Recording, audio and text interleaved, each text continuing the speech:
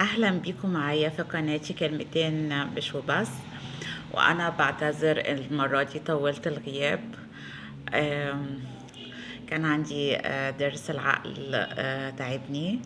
آم، هو الألم كان على خفيف جدا جدا جدا، يعني لما مضمض بقي بمية ساقعة. ما كنتش باكل على الناحية دي قوي. لكن الألم ازداد وما كنتش عارفة الصراحة هو جاي منين.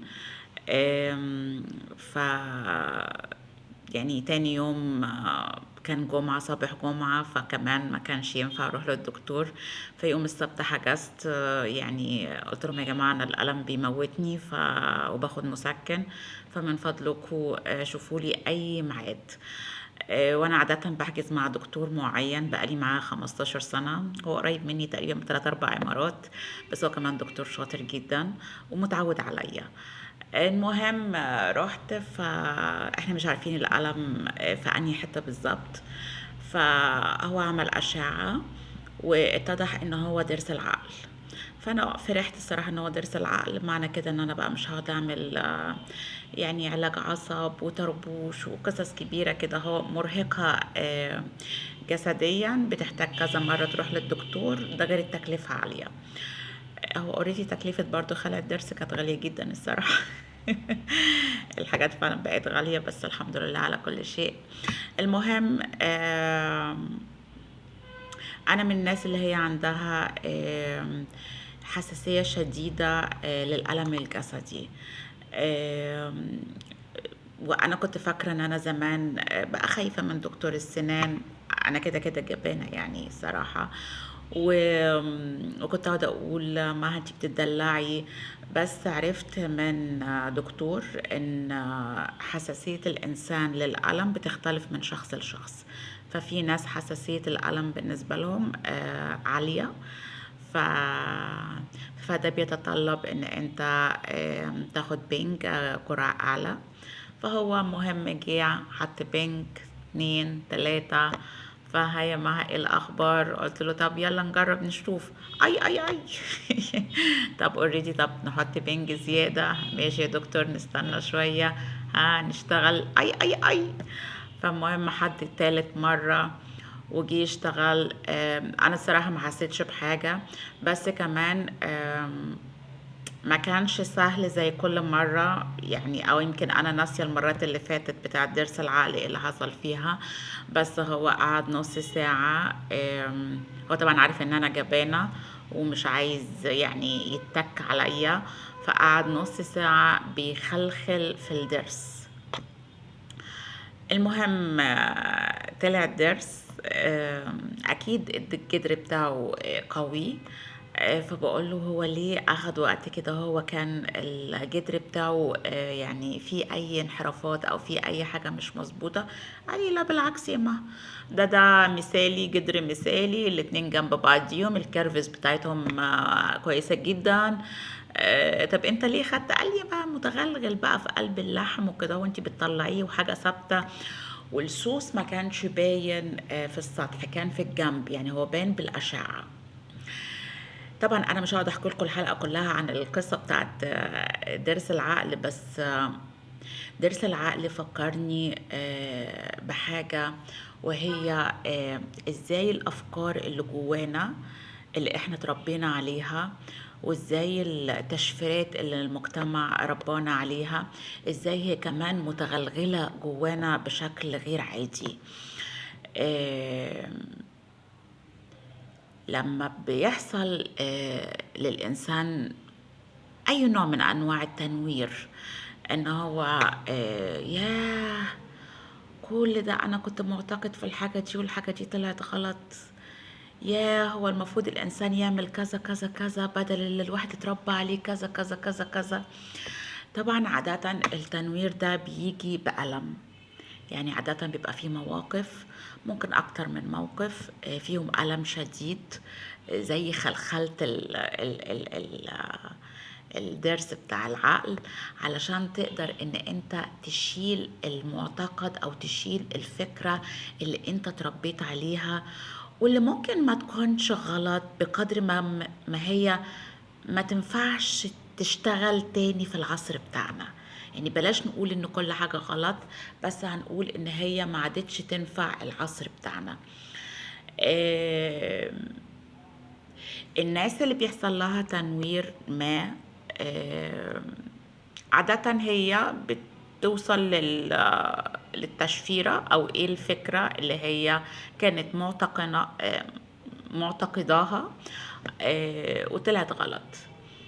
هو حقيقي التشفيرة دي أو البرمجة دي بيبقى ليها جذور زي جدر العقل كده، هو متغلغل واللحم كابس عليه وباني عليه. فأنت عشان تطلع الفكرة يعني توتالي كامل منك، هو ده حاجة مش سهلة. احنا مجرد ان احنا بس اول ما بنعرف بس يعني ايه ان هو هنا الالم مثلا، طب خلاص انا كده غيرت المعتقد بتاعي. لا، هو المعتقد بيبقى ليه جذور وبيبقى ليه زي طبقات، وكل مرة بسيتويشن جديد بيديلك درس جديد، بتشيل طبقة جديدة من المعتقد ده أو من الفكرة دي. لأن في ناس لما بيحصل لها تنوير ما بتقولك إيه ده أنا حصلت لي ردة. لا، هو ما حصلتلكش ردة، هو المعتقد بتاعك له جذور كبيرة قوي، ومحتاج ان انت على مراحل كتيرة بتبدأ ان انت تتحرر منه شوية بشوية. طبعا كل انسان بيختلف، او يعني ده بيختلف من شخص لشخص وعلى حسب التجارب بتاعت الشخص وسرعة التجارب كمان اللي الانسان بياخدها.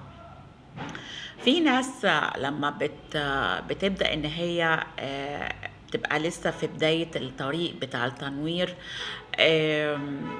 بيحصل لها حاجة من الاتنين. في جزء من الناس بتتبنى فكرة بقى ان هي عايزة توجه المجتمع، وتبدأ ان هي تنصح، وتبدأ ان هي عايزة تنقذ الناس. وانا فيا جزء شوية من الحتة دي. وبتبدأ ان هي تتكلم، يعني ممكن عمال على بطال على الحاجة اللي هي شافتها ان هي غلط، واحنا المفروض نغير، المفروض نعمل، وبتبذل مجهود كبير جدا عشان تقنع الناس، وبتسمع بقى مشاكل وبتقول بقى رأيها، انا كان عندي نفس المشكلة دي، وتحكي وتقول وتعيد لا. وفي نفس الوقت الناس اللي قدامها يعني هم محتاجين وقتهم، هم سمعوا عن القصة بتاعتك وممكن يكونوا أعجبوا بيها، لكن التطبيق العملي ده حاجة تانية. وانت مهما تبذل من مجهود، خاصة للناس القريبين منك، عشان انت تديهم خبرتك في القصة دي، هذا لا يغني عن التجربة. وكل واحد وله التايم بتاعه. وانت مهما تبذل من مجهود او تضحية، مش انت اللي مفروض ان انت تعدي بالمرحلة دي، لا، هم اللي مفروض يعدوا بالمرحلة دي. يعني الناس اللي بتحاول ان هي تجنب اولادها او احبابها قصص معينة او حاجات معينة، يعني هو عايزة اقول لهم يعني مهما عملتوا مهما ضحيتوا مش هينفع. لازم الانسان بنفسه لو كان عنده المعتقد الخاطئ ده، لازم بنفسه يمر يعني بخطوات كتيرة، علشان هو بنفسه اللي يقول لا انا كده امنت ان الكلام مثلا اللي كانت بتقوله ماما او بيقوله بابا او بيقوله خاله او بتقوله اي حد من الناس اللي هي بتاعت الوعي. لكن الكلام يعني الواحد بيقوله جايز ينور، جايز لما يبقى الواحد في ضلمة ويسمع الكلام ده يعرف هو في انهي حتة، يعني كأنه لمبة صغيرة كده بتنور تساعد، لكن مش هتمشي المشوار كله. المشوار كله هو الإنسان اللي بيمشي. وده يعني كانت من ضمن التعليم اللي أنا اتعلمتها والدروس اللي أنا خدتها، اللي هو معها بصي في ورقتك، انصحي بس يعني بلاش تبذلي الجهد الجبار اللي انت بتبذليه، بلاش تضحي بحاجات كتيرة، يعني ابذلي او انصحي بس من منطقة راحة شديدة، مش من منطقة فيها جهد وفيها ان انا باجي على نفسي في بعض الحاجات. يعني في جزء تاني بقى من الناس لما بيحصل لها تنوير بيبقى عندها طاقة غضب شديدة جدا. طاقة الغضب الشديدة دي بتطلعها بقى على المجتمع، وبتبدأ ان هي تعمل اجهار بالاراء بتاعتها اللي هي حقيقة ممكن تصطدم بالغالبية العظمى من المجتمع، وتبدأ ان هي تدخل في حروب، تدخل في نزاعات، تدخل في مشاحنات، في مناقشات ليس لها طائل.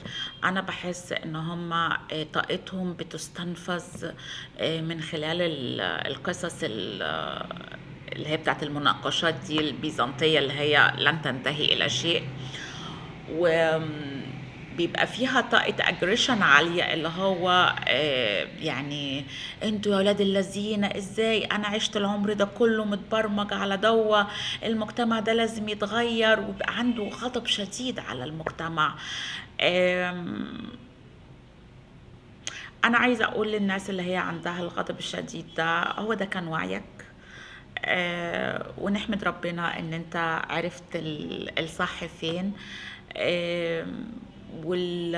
والقصة ما بتنتهيش عند انت بتعرف الصح فين، القصة لا نهائية في الوعي. يعني انت بتبدأ تشتغل على حاجات كتيرة بقى انت اتشفرت عليها، فلما بتلهي نفسك انت، سواء الناس اللي هي بتلهي نفسها ان هي عايزة تساعد الناس قوي على حسابها وبتبذل مجهود شديد، او الناس اللي هي بتدخل في منازعات ومشاحنات ومناقشات شديدة بيحصل منها عنف شديد في الحوارات، الطرفين دول انا بحس ان هم مش عايزين يكملوا بقية المشوار. طبعا المشوار صعب، ما هو سهل، في ألم، طبعا في ألم. انا لغايه دلوقتي باخد مسكن للدرس بتاعي بقالي اسبوع دلوقتي، ومش عارفه استغنى عنه، رغم ان انا ما بحبش الادويه زي ما انتوا عارفين، بس انا مش قادره استغنى عنه لان بيبقى فيه الم، في الم. فبدل ما انا اكمل بقيه المشوار بتاعي واخوض في الالم بتاعي واعالجني وابدا ان انا اشوف الدنيا جوايا شكلها ايه، لا انا بتبنى دور المنقذ، لا اما بطريقه فيها تضحيه شديده، لا اما بتبنى دور المنقذ بطريقه فيها عنف واجريشن شديد، وبندخل في صراعات شديده. يعني انا مثلا واحده صاحبتي متخصصه في القصه دي الصراعات وكده، اقول لها عليكي بايه يا بنتي ده كله، اللي يعني انت بتقولي رايك وخلاص، مش لازم تناقشي كل واحد. تقولي ازاي يا مها، ما هي الناس دي اللي خلتنا يعني نبقى مش واعيين المده دي، واحنا ضحايا ليهم ولازم ننبه غيرنا. هو الصراحة يعني كل واحد له التوقيت بتاعه اللي هيوصل له الرسالة فيها. يعني الكون ما شاء الله غني جدا بالدروس، وكل واحد نازل والدروس اللي هو مفروض ياخدها ويعرفها هتجيله المعلم بتاعه، سواء بقى بطريقة قاسية بطريقة نص قاسية، بس يعني كل واحد هيجيله رزقه زي ما بيقولوا. فاحنا اجمل حاجة ان الانسان لو عاوز ان هو يساعد الاخرين، ان هو نفسه يكون قوي، انه ذبذباته نفسها تكون قوية. مجرد ان احنا بنكون اقوياء، ذبذباتنا قوية، مجرد وجودنا، يعني حتى مش ضروري ان ننطق ببقنا باي حاجة، مجرد ان انت تبقى انسان مبسوط، انسان راضي، انسان سعيد، اوتوماتيكيا الناس هيوصل لها الذبذبات العالية بتاعتك، هتقدر ان انت ترفعهم حتى لو هم مش واعيين بده. اللاوعي بتاعي بيشتغل على اللاوعي بتاعهم. دي حاجة. تاني حاجة، انت لما بتكون نموذج هادي وراضي كده، هو الناس بتنجذب ليك، ودايما بتبقى عايز تعرف انت بقى بتعمل ايه بالظبط، طب وبتبدأ تسألك، وبتبدأ تبقى عايزة تعرف تجربتك، فانت بتحكي تجربتك بدون اي نوع من انواع المجهود.